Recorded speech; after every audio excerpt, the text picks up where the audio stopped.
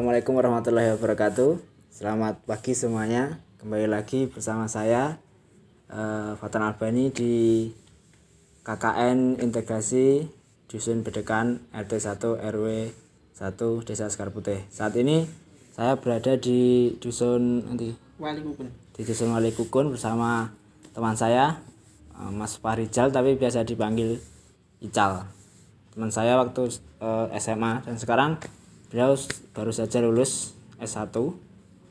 Dan sekarang saya mau mewawancarai beliau terkait budidaya jamur tiram, karena di dusun saya belum ada yang budidaya jamur seperti yang Mas Ical lakukan saat ini, sehingga saya main-main ke rumahnya untuk tanya-tanya bagaimana cara merawatnya, bagaimana tips dan triksnya.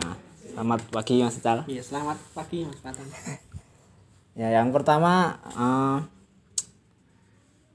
bibit awalnya itu bagaimana Mas cara mendapatkannya, terus harganya itu berapa gitu? Iya. Yang pertama untuk masalah bibit, ini saya membeli backlog jadi saya membeli backlog berupa backlog yang sudah jadi, yang tinggal merawat saja, karena untuk membuatnya sendiri belum bisa, sulit. Nah, jadi saya membeli backlog itu, satu backlog seharga Rp2.000. Nah, itu saya beli sekitar 1.000 backlog. Jadi saya tinggal merawatnya saja. Ya, bagi teman-teman yang belum tahu, jamur itu apa? Namanya backlog ya? Backlog berbentuk backlog seperti backlog. botol aqua. Di botol aqua, nanti ada tayangannya. Satu backlog itu 2.000 dan bisa kira-kira bisa panen dalam berapa kilo atau berapa? Iya. Kalau masalah jamur tiram ini, masalah panennya ada masa produktifnya. Jamur tiram produktif sekitar 4-5 bulan, dan nanti dalam jangka 4-5 bulan setiap hari bisa memanen. Tetapi tidak setiap backlog tidak per hari bisa dipanen. Biasanya sekitar sekali panen, satu backlog panen selama 5 sampai seminggu ya. Biasanya kalau seminggu sudah dipanen, nanti insya Allah seminggu lagi bisa muncul lagi jamur tiramnya itu. Oh, maksudnya seminggu ada, nanti seminggu istirahat dulu gitu.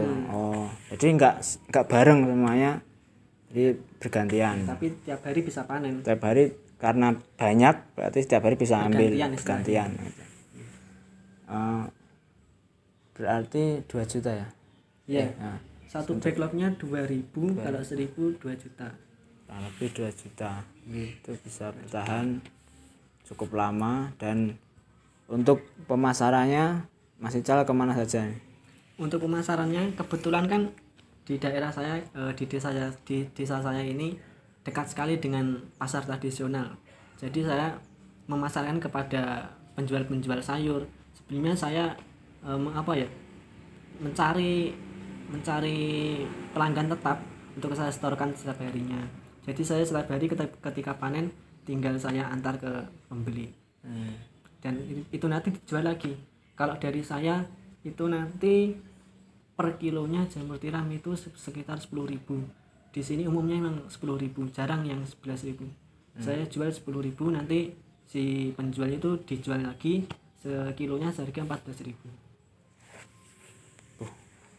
Selisihnya banyak ya? Banyak. Sebenarnya kalau bisa menjual ecer akan lebih banyak. Sebenarnya malah lebih untung yang menjual lagi. Soalnya kan 1 kilo itu labanya itu sekitar Rp4.000. Nah, tinggal dia bisa jual berapa kilo per hari. Ya itu ya, jadi mungkin sedikit masalahnya di situ. Mungkin harganya menurut saya kalau bisa disiasati dengan cara ya kita mencari penjual, misal ada pelanggan tetap, tetapi ada juga kita yang berani mengejar ke warga-warga setempat yang bisa dijual ya lebih, misal 12.000 atau 12.000 ya, gitu. Itu biasanya kalau saya selain menjual ke istilahnya pelanggan tetap itu. Pelanggan tetap, saya ketika ada tetangga yang beli atau temannya beli, saya juga menyediakan, tapi dengan harga yang berbeda, biasanya sekilo 11.000 itu. Soalnya kan dia tuh tidak untuk dijual lagi, untuk diri sendiri gitu. Jadi untuk pelanggan tetap atau yang mau dijual lagi itu dengan harga 10.000 agar dia mendapatkan laba nanti. Jadi nggak usah takut nggak ada pembeli. Sebenarnya kalau jamur insya Allah Banyak peminatnya. Malah Mas Cal ini sempat cerita kurang-kurang. Ya, kurang.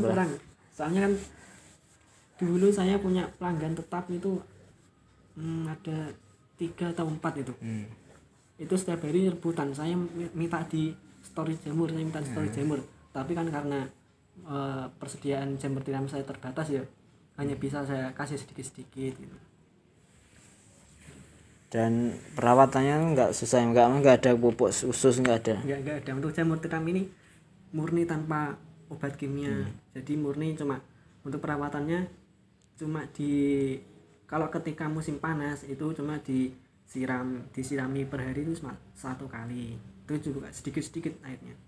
Tapi kalau musim penghujan seperti sekarang ini ya tidak perlu disirami, cukup lantainya, dasarnya itu disiram pakai air agar tetap lembab jamur backlog itu. Jadi sebenarnya tidak ada biaya perawatan sebenarnya. Tidak ada biaya perawatan. Bisa dikatakan tidak ada, apalagi kalau sudah memiliki ya air, anggapannya kalau sehari cuma sekali, anggap aja nggak ada biaya perawatan. Untuk perawatannya mudah sebenarnya. Cuma terkadang kan untuk kendalanya atau musuhnya dari jamur tiram ini seperti serangga-serangga kecil.